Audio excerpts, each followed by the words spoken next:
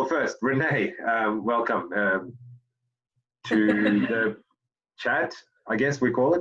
I don't know, I Yeah. can't say the podcast yet because we're not really podcasting, but yeah, I thought today I just wanted to, people might want to get to know you a little bit more and who you are, possibly what you do and why you do it and how long you've been doing it for. So, for example, we know you're a naturopath. So how did that come about with you? Look, as with many people, it was through my own health journey. I was really young in my early 20s. I was vegan. I felt really terrible. I was sick all the time. And, I was going to the doctor and they were telling me I was fine. And there was a student naturopath clinic in the city and I thought, I'll just check it out. And they gave me really great advice. They firstly told me my diet was crap and that I needed to eat better, which I did. And, I took on their advice. I started to get a lot better. They talked to me about nutrition. They gave me some herbs and I was really hooked. It really, for the first time in my life, I found success with improving my health and feeling good. So I started studying when I was 23, so that was 15 years ago. It's a 4-year degree. I took a little bit longer than that, so I finished when I was about 28. So I qualified for about 10 years. I've been practicing for about 6. I took a break to have children after I finished my degree. And, the rest is history. So I pretty much spend most of my days immersed in all things natural health, so working with lots of people on, getting them into tip-top shape. Yeah, that's it. So when you said you weren't feeling, what did they do for you to help you out? Well, the biggest, I was really tired. I was tired all the time. I just couldn't get enough sleep. I was sleeping 14 hours overnight. So I was really fatigued. I was getting sick heaps. It just seemed to be I'd get one cold, get over it, get another cold. And really the first thing they looked at was my diet. So, I still believe you can eat well as a vegan, but I wasn't eating well at that time. I had no idea what protein was. I thought that if I ate spinach once a week that I was sort of ticking the box there. I was really just eating empty, refined carbs and, maybe a piece of fruit every now and then. So the biggest thing they talked to me about was basics of nutrition. You need to eat protein. This is how much protein you need to eat. This is what it looks like in a day. These are nutrients that can be harder to get in a vegan diet. So these are the things you've got to work on. And really, I saw improvement very quickly because I went from this really, really garbage diet to a whole foods diet. I mean, they taught me about the basics of, what eating whole foods in their natural form looks like. So that was the biggest shift there. For me, was really from a nutritional point of view. In a lot of ways, I was so hooked on nutrition, you would have thought I'd go down the path of becoming a nutritionist. But for me, the added, firstly, it's an extra year on the degree. So that's the first thing. So I wanted extra qualifications there and more time and knowledge. But I also love herbal medicine because herbal medicine works quite differently to nutrition. But I also found that very effective as well. So that was why I went down that path as a naturopath. So what do you eat now yourself to get that protein in? Have you changed the way you eat? Hugely. Are you still eating vegan? No. I haven't been vegan for about at least 12 years or so. So I these days, I still have a range of kind of health issues. I have a lot of digestive issues, so it means I couldn't eat a vegan diet even if I wanted to, so I can't tolerate legumes and that sort of thing. So these days, my diet looks, I guess, if I were to put a few labels on it, it would be something along the lines of a paleo-Mediterranean diet. So my protein at this stage is predominantly from animal sources, things like quinoa and nuts and seeds. And the Mediterranean aspect is really focusing on lots and lots of colour, lots of variety, lots of good quality fats from things like olive oil and avocado and seeds and those sorts of things. And really trying to limit processed foods, refined foods and that kind of thing, and sugar. So I still kind of eat this in the same way with the same foundation, but I've had to adjust things over time. I've recently become intolerant to eggs, which is a real bummer. So Oh, really? Yeah. Four eggs a day to no all. So that's been a bit challenging, but yeah.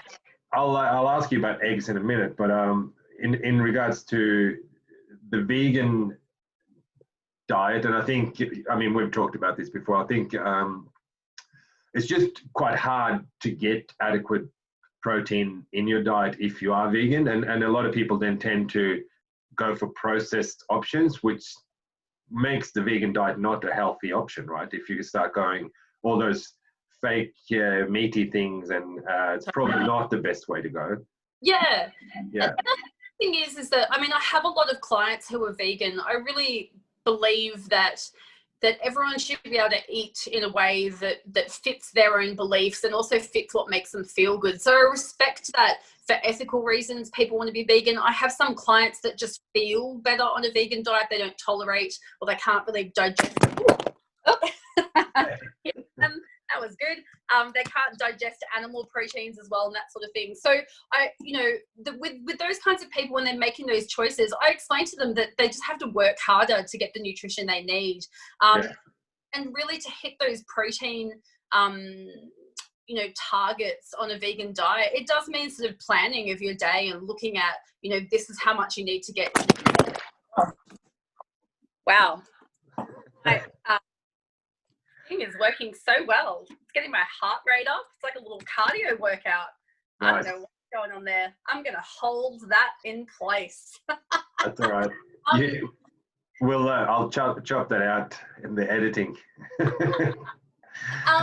So what were, in terms of the protein, when we're talking, my belief have always been like you hit your protein target first. However, what would be for a general population style client, and I'm not talking now from a naturopath point of view, but more, what do you believe is adequate protein for maintaining muscle mass, etc.? Because that's the big thing for us at Big Five, where we try to hit some big numbers with it. But we also know that it's not for like professional athletes or those that try to build maximum muscle mass, etc. So for a general population, what do you think is an adequate target to hit? For a general population, and just speaking really genuinely, where I don't know, the other extenuating factors and that kind of thing, and just assuming that people are training, 3 to 4 days a week, maybe in that kind of realm, I'm generally recommending that people are eating around 1 to 1.2 grams of protein per kilo of body weight. So that's a general goal. I want most people to eat that. But realistically, a lot of people aren't even close. Like, so, for example, if you weigh 70 kilos, you want to be hitting 70 grams of protein, at least bare minimum. I would say most people that I see in clinic aren't eating that. So often I might be kind of explaining that the 1 to 1.2 is the goal, but also going, let's start with just bare minimum. I want you to have protein with each. Yeah, I think that's the thing, right? If you tell someone that they're going to eat 200 grams of protein, and they haven't even been hitting 70, it's a big change, and it's big. Yeah, it is quite hard to hit that amount of protein for most people. And even for myself, I find I got to possibly add some protein powder if I want to really hit it. But then you're starting to play around with fake. Well, not fake, but processed food, and Yes, exactly. Powder is still a processed food. I mean, I do recommend protein powders a lot, because I find for people that's the easiest way to bump up their protein intake by 30 to 50 grams. But I think the other thing to consider is that when you're getting into the really, really high volumes of protein, you might not be absorbing it. So it is something to kind of consider in terms of like, sure, we might have the goal of 200 grams of protein, but how much will actually be used by the body, and how will that kind of translate at the end of the day? So I think getting people to build up, starting with, okay, if you're having toast for breakfast and minimal protein there, let's at least get protein into your breakfast, and then start kind of reaching those higher goals. So yeah. So for breakfast, for example, like if you have toast, if you possibly add eggs on toast, all of a sudden you've got a better breakfast. Yep. And the toast is still there, and to be honest, Yep. eggs on toast quite yummy, right? Yeah, and that's the thing too. You know, you could sit. You know, there could be two simple swaps you could make with that breakfast. If someone's having toast for breakfast and they really love having, you know, their peanut butter on toast or something like that, I get them starting with, okay, one piece of toast is peanut butter, one piece of toast has an egg on it. You know, there you've already got, you're bumping up your protein by 7 grams. Or doing things as well, like swapping the type of bread they're eating. If they're eating a really processed bread, you know, swapping over to like a high whole wheat or bread where they're going to get extra protein from that, and then, you know, adding a couple of eggs to that picture, and then before you know it, they've gone from a, you know, 5 grams of protein for breakfast up to, you know, maybe even close to 20 grams, depending on the type of bread they're eating. So it's about trying to break it down so it feels accomplishable for people as well, because again, if they're kind of like, oh, but I'm having toast and I love my toast and eggs are too hard, it's like, well, you could boil the eggs the night before, you could, you know, take 6 minutes to have a soft boiled egg. It's not, you know, that gonna I can understand people, like, because the preparation on stuff in the morning might not be, I mean, it could potentially be now a good time to start doing it because you're at, well, not everyone, but a lot of people are working from home, and you might have that extra 5 minutes to boil that egg, right? And I'd say if I'm really rushed, which I don't know if I should ever be rushed so that I can't boil a 6-minute egg. However, sometimes it just feels easier to just scramble it quickly, and that takes like 3 minutes, you know, or fry it and chuck it up. And that's still good enough though. Again, like if we kind of, you know, there might be on paper, this is the optimal, but if people are down here, you've got to build them up. So if it's like starting with a fried egg, fine. I mean, that's often why I recommend like a protein powder in a smoothie for breakfast. So if people are really time poor, getting them to have a smoothie for breakfast, getting them starting their day with 40 grams of protein, you know, boom, like already they're going to feel heaps better, and they're going to not going to be chasing their tail so much. And it sets them up for the day as well. Yeah, exactly. And then all of a sudden you have, if you do one scoop, usually that's like about 30 grams of protein in your breakfast instead of that 7 grams that you might have had before. So it's a good way of bumping it up. And in regards to protein powders, do you have any specific one? Like, so what we recommend normally is just find one. Obviously we have that one brand that we sell at the gym, but I'm not like biased to that or anything. It's just that we found it because it's got few ingredients and it's got high protein content. So that's what we try to always recommend to people, right? Basically, and that's exactly what I'm getting people to go for. Like the biggest thing is to read the ingredients and to kind of get past the spin of marketing where it's like, ooh, contains probiotics, prebiotics, vitamin C, all this stuff. You know, usually those ingredients, generally speaking, those ingredients are of poor quality.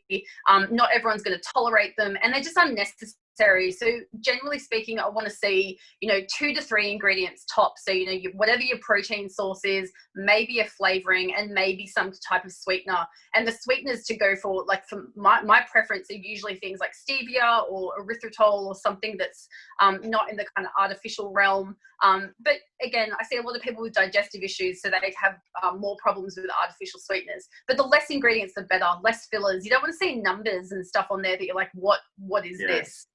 That's the big thing. And then it usually comes down to you know, taste preference, right? So if you don't like it, you're probably not going to take it.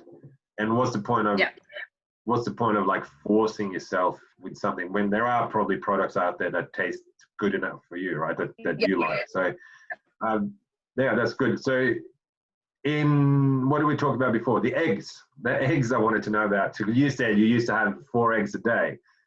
Now people are scared of eggs, right? So people think that cholesterol and this and that, you know, that study that was done in the 80s or something that people can you tell us a little bit about that?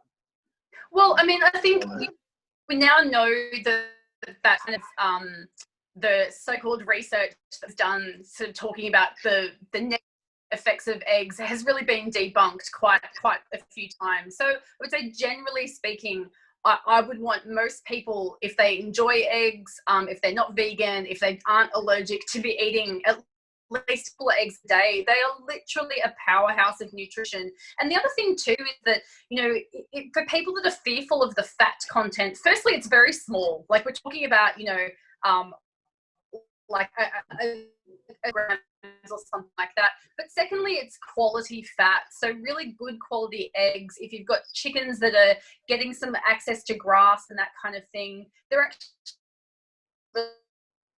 good threes and all fat soluble, vitamin A, vitamin D, and these are fats that we need to function. So again, if we're excluding a really nutritious food based on really outdated information, we're also missing out on some really important nutrients there. So I'm a huge fan of eggs.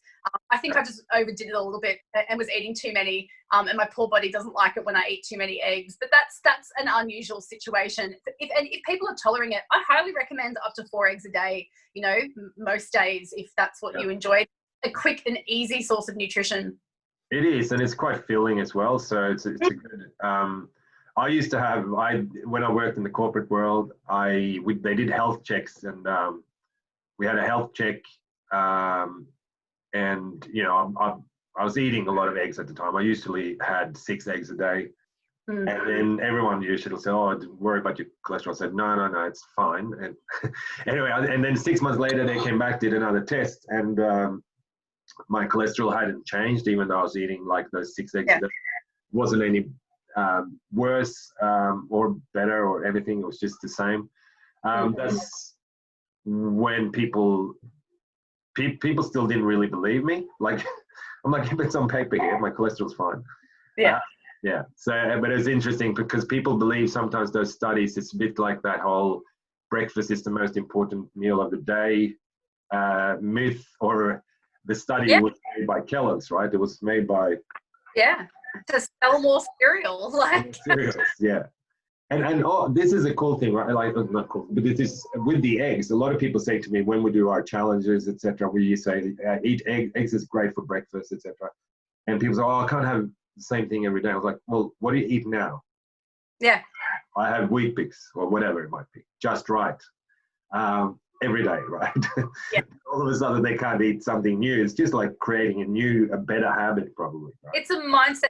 Like, I had a client who I was, working on trying to improve. He had digestive issues. He was losing a lot of weight. So, I wanted to bulk out his diet. And I was like, okay, talk me through your day. And he's having, 2 pieces of gluten-free toast for breakfast. And I was like, I really want you to get a couple of eggs in. I gave an example of my breakfast. I was like, I have a 3-egg omelette with veggies. And he's like, oh, I'd be so hungry if I ate that. I'm like, you're telling me you eat 2 pieces of toast for breakfast? I was like, that kept me full for about 2 seconds. Like, and it is, sometimes it's a mindset thing.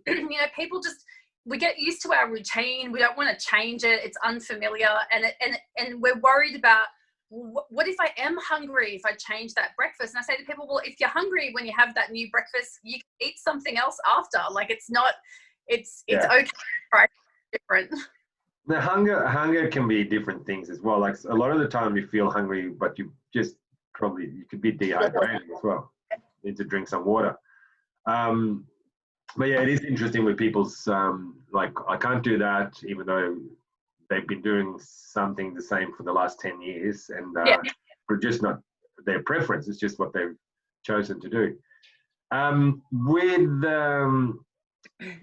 talked about protein. Protein's what I like. It's a satiating food as well. So if you have a lot of protein, you feel fuller. Yes. Rather than empty carbs.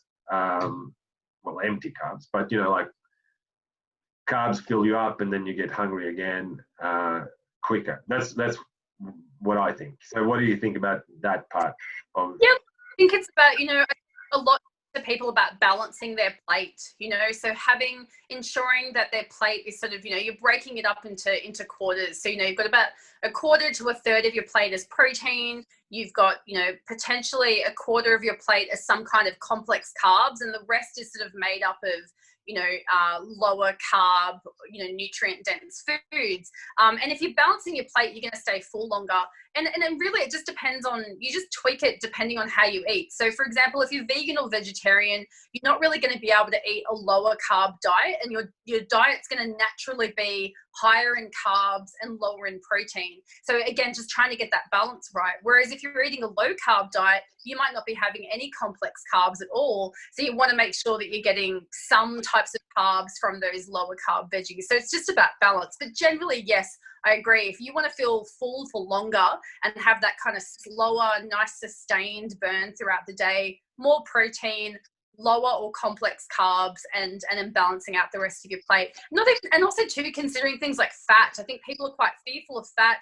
They worry about it in terms of, you know, adding too much to their calories over the course of their day and weight gain. And I totally understand that, but it's really about small amounts. You know, consumption of fat is, I talk about it in of like, you know, that kind of using your hands, you know, thumb portion sizes or around half a tablespoon. It doesn't have to be a lot. That's going to add to that slow burn as well. If you're using good quality fats like avocado or seeds, olive oil and that sort of thing. Yeah. Yeah, I think we agree on that. I mean, obviously you are more knowledgeable in nutrition, but we seem to be agreeing on a lot of the things. And I think a good balanced diet, and like we also know, like you can, if it's about weight loss, you can lose weight on high carb diet if you want to, right? You just have to eat the right amount, high fat, low protein, whatever it is, you can do it. We're talking more about what's best for, you know, for health and probably for maintaining muscle mass and doing it the right way rather than just dropping weight. Yeah, because you could eat a low calorie diet without focusing on any kind of macro distribution, and you'll still lose weight, lose a lot of muscle during that. We know that for people that, you know, maybe do like Weight Watchers with point systems where it's really focused on calories, you know, at the end of it, they might lose 20 kilos, but they've lost a lot of muscle as well. So I think it's really important to make sure that your macros are in order, and that you're not compromising on macros when you drop calories. And I think that's actually one of the hardest things. It's very difficult to find the right balance between low calories and getting your macros. And I think that that's a tricky one. That's where you need to work with people, I think, on one-on-one to get the best results there. You want to just quickly explain macros, just for those that possibly don't know? Yeah, definitely. So your macros are nutrients that you need in large volume. So in the quantity of grams per day. So those, your macronutrients are your protein, fats, and carbohydrates. So we need those. As I was saying before, you know, the general recommendation for protein is 1 gram of protein per kilo of body weight. So you're looking at, you know, 70 grams or 90 grams, or if you're getting into a high protein diet, maybe into the hundreds. And then same thing for carbohydrates. You know, I would generally be recommending to people that they're eating around 100 to 150 grams of carbohydrates a day. That might go up or down depending on, you know, other additional needs or preferences. But again, in larger volumes. So they're nutrients that we need in large amounts, and they're nutrients, they provide, for example, like protein, when it's broken down by the body, it provides amino acids. So these are smaller compounds that then help the body to function better. On the flip side, if you've got your micronutrients, we need those in really, really small amounts. So in comparison to 70 grams of protein per day, something like iron, if you're a female, you need 18 milligrams a day. So really, really much smaller numbers. So the way they get people to not stress too much about hitting all their targets, because it's so hard to kind of hit it all or know about it all, is, you know, if you hit your targets with your macronutrients, you're eating, you know, your protein, your carbs, and your beneficial fats, you're also going to get your micronutrients into your day by focusing on that. Yeah. Because otherwise you just fall down the rabbit hole. Am I eating all the right things? And I think that's from someone who hasn't been thinking or focusing at all on what they're eating, just eating whatever. You got to start with some basics, right? You got to start with, if you give them everything from day one, it's like you got to hit these numbers in macros and these micros. Like it's going to be too much, and then they're just going to start to fail again. So this is why I always like keep it simple, right? You want to try and keep it as simple as possible. Like you said, eggs added to your breakfast instead of just a toast, maybe. Just those small little things to start, and then you can start building up on because it can be quite overwhelming to change the way you're eating if you've been doing habitually, is that the word? Yeah. It's right, something, and you think you might not even know. Like I had actually, without naming names, a friend who used to be a personal trainer years ago, like not a trainer anymore.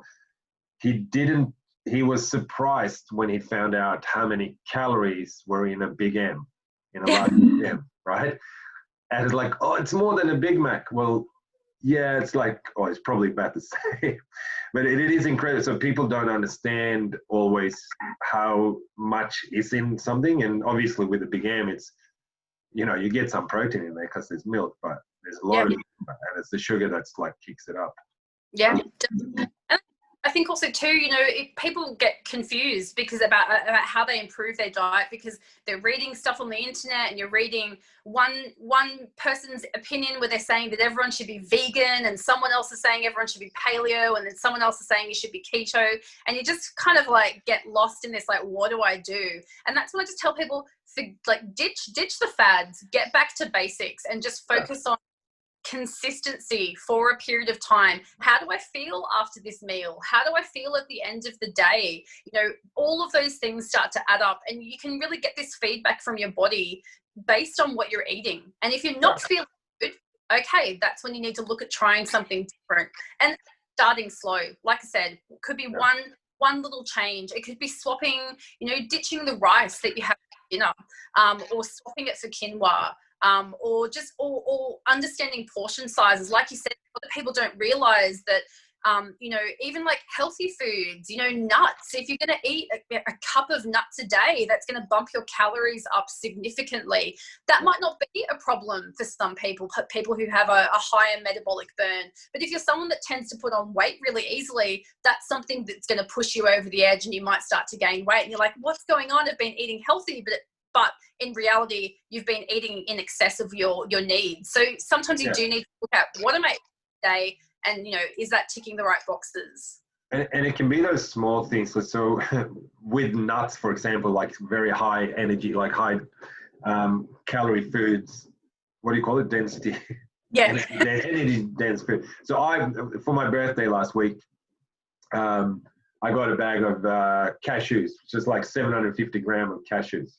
And I opened it, right, because I wanted something for my birthday. So, but then I've been eating them every day now. Like I've just been having a few, and it's nearly empty, the bag. And I would have added, like, I don't even want to know how many calories I've added to this week that I normally wouldn't eat. But it's so easy to do. I'll just have a handful. But then when that handful becomes 5 handfuls in the day, it just up to. So my point there is, if you have weaknesses with some foods, don't have it at home like I did now this week, where I shouldn't have eaten those, but I did, right? So just maybe don't have it at home. Yeah, exactly. It's and just, again, have an awareness. It's not to demonize something like nuts. They're delicious, but I know for myself, I could easily eat a jar of nuts in a sitting. They're yum. So I don't. I mean, like, it might sound anal, but I count them out. I'll have 10 nuts as a snack, and I limit it to that. I try to be careful with things like nut butters, because nut butters, a tablespoon of a nut butter contains an even higher volume. So it's just about having an awareness. Because again, I could eat like half a jar of peanut butter. It's just a delicious snack, but it's going to accumulatively bump up my calories really significantly over a week. And with the nut butters, so peanut butter, for example, for some reason it became a fitness food, like became something that people recommended as a protein source, which is not, it's just high fat, right? And most of the peanut butters that people actually eat, the craft ones or whatever, they're full of sugar as well. So so most people don't buy the natural ones, which is just nuts, but because the other ones are tastier, right? Because they've added sugar as well. So all of a sudden you're not having such a good product. I'm not saying stop eating it. I'm just saying possibly don't eat too much of it. It's just about being mindful, because the thing is that, like, you know, I see a lot of people that come to see me and they're like, wow, I've changed my diet. I've stopped eating soft drink and I've started eating nuts and I've started eating seeds and I'm eating all these like bliss balls and things like that. And they're like, but I'm not losing weight. And then I have to explain to them that health foods still contain calories. So the calories don't disappear just because it's healthy. It's still going to happen over a period of time. And again, it's not to, you know, I don't necessarily encourage people to calorie count, but it's about having an awareness and just an acceptance that calories will add up, and whatever goes into your mouth, if it's in excess to what you're burning, you will gain weight, or you won't lose weight. So we do need to have, you can eat intuitively, but you still need to learn what that means and eyeball what a serving is and all those things as well. So, you know, there's a lot to unpack there, I think. A lot of the times people intuitively eating is people who are like maybe fitness professionals say, oh, but just intuitively eat what you like, but they've been tracking before and they've been probably eating right for years. So now they can do it. But if you haven't done it, you can't just go, like for me, I'm not aspiring to be, you know, a fitness model or anything. So for me, it works. The way I'm eating is just like, okay, I've gained a little bit of weight. I'm going to drop it down a little bit, and I know more. I move more, and I train more. So I don't have been maintaining within 5 kilos for the last 10 years, right? And I don't really care if I gain a few kilos. Like sometimes I gain some muscle mass, but sometimes it's, you know, fat. And it doesn't really bother me because I just know what to do to bring it down. But it's because I've been, for 10 years, I've been tracking, or not tracking all the time, but I've been mindful of what I eat. Yeah. If you haven't done that, you haven't really earned the right to intuitively eat, right? Because that's what you've been doing to get if you're in a spot where you feel like you're a bit overweight and possibly want to lose weight, you have intuitively eaten to get there. That's what you did. So yeah, that's good. Now I wanted to ask, obviously, because we've been calling these chats coffee chats because I drink a lot of coffee, but and I've noticed you haven't had a coffee in your hand. So what, with coffee, so when we do our nutrition meetings or the challenge meetings, people always talk about the 2 questions they always have is the breakfast, which we've already spoken about with eggs, etc. You don't have to have your traditional Kellogg's cereal for breakfast. Breakfast food doesn't have to be traditional breakfast foods either, right? It could be anything. It's just we've been conditioned by actually large businesses who want to sell more stuff to eat that stuff. And it's yummy, right? It's like having this for breakfast. Of course. It's a high sugar content. But, and then the second question is, what about coffees? Because we say, cut out the milk.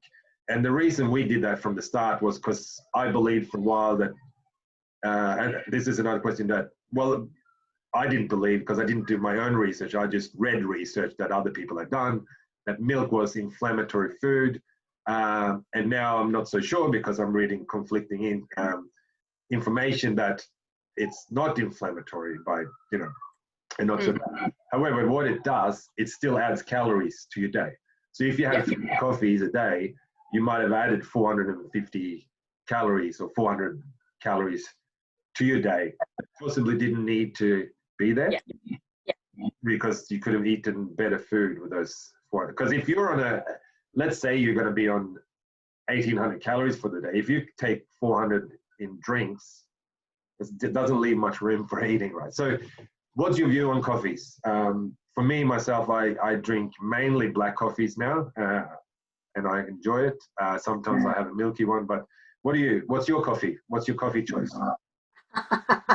Well, I drink decaf now. I weaned myself off coffee a while ago because I just couldn't go a day without it, and I didn't like that. So I switched to decaf, which means I don't necessarily have to have a coffee every day, but I do have a decaf coffee every day. Look, generally speaking, you know, I think in terms of preference, a black coffee is always going to be great if you're being mindful of your calories or if you're fasting and things like that, because it doesn't contain calories. So you can still have a coffee in the morning and fast until lunchtime, all those kinds of things. For me, I really don't like black coffee. I just cannot do it. I've tried it so many times. So I have one milky coffee a day, and I count that into my calories. So I that whole, if it fits your macros, kind of thing. I fit it into my day. But yes, like people that if they're having 2 to 3 or more coffees a day and they're having them with milk, they are drinking a high volume of calories that's replaced. Because the other thing too is that a milky coffee is filling. Like I have a milky coffee as a snack. Like, keeps me full until lunchtime. So you're full from multiple milky coffees a day. You're not going to have room for nutritious foods.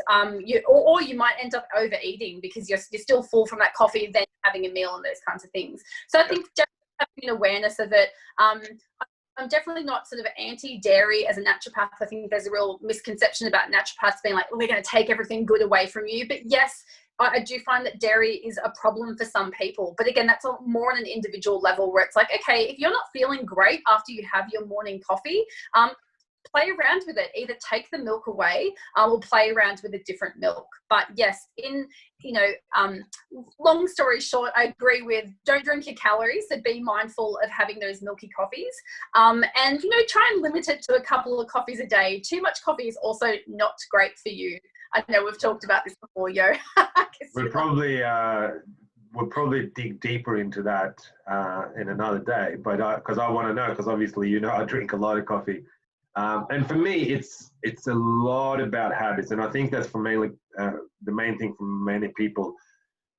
I have in my meetings when we say cut the dairy out or cut the milk out of your coffees, and people are like, oh, but I don't need my coffee. Well, and I always say, but you don't need the milk. So if you need the coffee, just have coffee, right? Most people don't need the coffee. They have it as a treat. It is a treat in the morning. But also I want to say, I believe that if it sets you up for the rest of the day to be great with your macros and micros or whatever, then drink your coffee. It's fine, right? But you've got to be aware that you're adding calories to your day, and it's not, when you say you need it, you just like it. You like to have it, right? Exactly. And that's why I didn't like that I was addicted to caffeine, but I love the taste of coffee. So I switched to decaf. I still get that, the pleasure from it. And for me, it's a really nice part of my day. It is a treat. And so by having that milk coffee, I start to track. Whereas like in the past where I've been like, no coffee, no milk, too strict, I find that I can't be disciplined with my diet. So for me, being able to have that coffee a day, it's something I look forward to. It breaks up my, especially now with COVID, I get to go for a walk to my local cafe, grab a coffee, walk home. It's a nice reward. But it's just about how it fits in with your goals and those sorts of things. Yeah, and as exactly like you say, it's a bit of a reward. It's a treat. It should be a nice thing, right? It should be something you enjoy.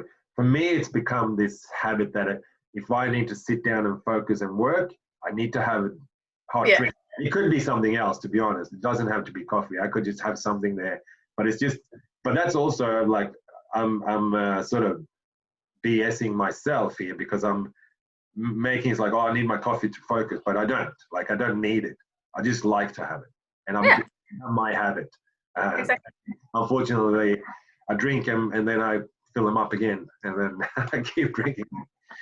But I have no problems with it. We'll probably dig deeper in regards to what the caffeine does for gut health or whatever, if there's problems with that. I don't think I have problems with it, but I don't know. I've never tried to cut them out, so it could be something there. Oh, thanks. So that's really good, Renee. I think we're gonna finish for today. I want to do more of these where we talk about other things. I've got lots of questions in regards to things like salt and all that sort of stuff that we want to talk about, that people need to know about. And is it not bad anymore? Because there's conflicting information on that as well. And other things about, I want to know a little bit more about your training, etc. Because obviously now you're a personal trainer as well with us at Big Five. So lots to cover with you. Lots to cover. All day. Yes. So we'll catch up again next week. And thank you so much. Beautiful. Thanks, Yo. Thanks, Renee. Have a good one.